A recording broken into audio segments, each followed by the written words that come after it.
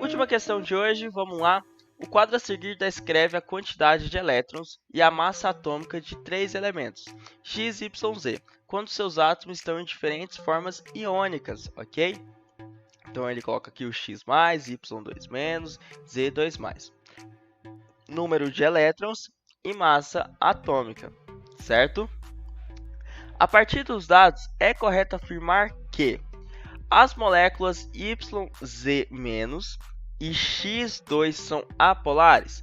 Não, pessoal. Para a molécula ser apolar, ela não pode ter o quê? Uma carguinha aqui, ó. E tá vendo que ela tem uma carguinha? Essa carguinha aqui vai trazer o quê? Polaridade para essa molécula. Então a A está errada.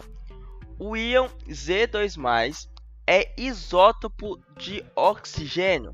Vamos lembrar que é isótopo. Isótopo quer dizer o mesmo, certo? Isótopo, o mesmo que quantidade de prótons de oxigênio. Quantos prótons eu tenho do Z2+ aqui? Eu tenho que o número de elétrons aqui é 5. E esse 2+ aqui quer dizer o quê? Que ele perdeu 5. Então, a quantidade de número de elétrons que eu vou ter real do elemento nêutron, só o Z, vai ser o quê? 7. Então, eu vou ter 7 prótons. O oxigênio, ele tem 7 prótons? Acredito que não, né? Então, a letra B está errada. Robson, como é que você sabe isso? Pessoal, vai na tabela periódica que o próprio vestibular dá, e lá você vai ver o peso atômico, o número atômico, ok? Então fica bem fácil de você saber qual que é a molécula aqui, certo? As moléculas YZ-, ok? YZ- e YX2 tem geometria linear, ok? Para eu saber se ele vai ter geometria linear, eu tenho que saber quem que são essas moléculas. Por que, Robson? Porque se tiver um par de elétrons livres na molécula central, na do meio, o que vai acontecer? A molécula vai ser de geometria angular.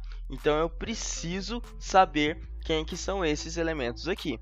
Então, pessoal, peguei uma tabela periódica aqui e vamos ver quem que são eles. Olha aqui, ó. O Y, quem que vai ser o Y? Ele está com íons 2-. Isso quer dizer que ele ganhou 2 elétrons, certo? Então, o número de elétrons dele aqui tem que ser quanto normal? 6. Isso quer dizer o quê? Que ele vai ter 6 prótons, ok? Se ele vai ter 6 prótons, eu vou lá na tabela periódica e vou olhar. E eu estou olhando aqui na tabela periódica, 6 prótons equivale ao quê? Ao elemento carbono, ok? Então, o Y, ele é o carbono. Vamos ver quem que é o Z? O Z está com carga 2+. Se ele está com carga 2+, quer dizer que ele perdeu 2 elétrons. E aqui está falando que ele tem 5. Se ele perdeu 2 elétrons, vamos aumentar essa quantidade de elétrons aqui. 6, 7. Ele vai ter 7 elétrons. Logo, ele tem 7 prótons. Quem que é esse elemento aqui? Eu vou olhar na tabela periódica. Ele é quem? Aqui está mostrando para mim que ele é o nitrogênio, certo?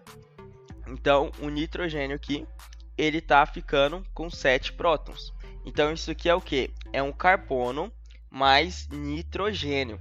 Essa ligação aqui é linear? Sim, é uma ligação linear. Vamos lá. O X2 aqui tem geometria linear. Vamos ver quem que é esse X? Esse X aqui está com um positivo, não tá? Quem que é esse positivo aqui? Quer dizer que ele perdeu um elétron. Então ele tem quantos números de elétrons certo aqui? 16. 16 elétrons, logo ele vai ter 16 prótons, ok? Se ele vai ter 16 prótons, olhando na tabela periódica aqui, esse elemento aqui vai ser o enxofre, certo? O átomo do meio vai ser o carbono. O carbono vai ter pares de elétrons livres ligando com 2 enxofres? Não, ele não vai ter. Se ele não vai ter, essa geometria aqui vai ser linear. Então, letra C correta. Vamos ver a D aqui. O Z, ele normal. A gente já viu que o Z normal, ele é um nitrogênio. E o Y2- são isoeletrônicos, ok? Quantos elétrons tem o íon Z? O íon Z normal ele vai ter 7 elétrons, certo? Ele vai ter 7 elétrons. O íon 2- ele tem 8. Isoeletrônico quer dizer o quê? Iso, o prefixo quer dizer que ele vai ter um mesmo. E eletrônicos, a mesma quantidade de elétrons. 8 e 7 são diferentes, então a D está incorreta, certinho? Essa foi a última questão do vestibular, bem tranquilinha, certo? Então, até a próxima.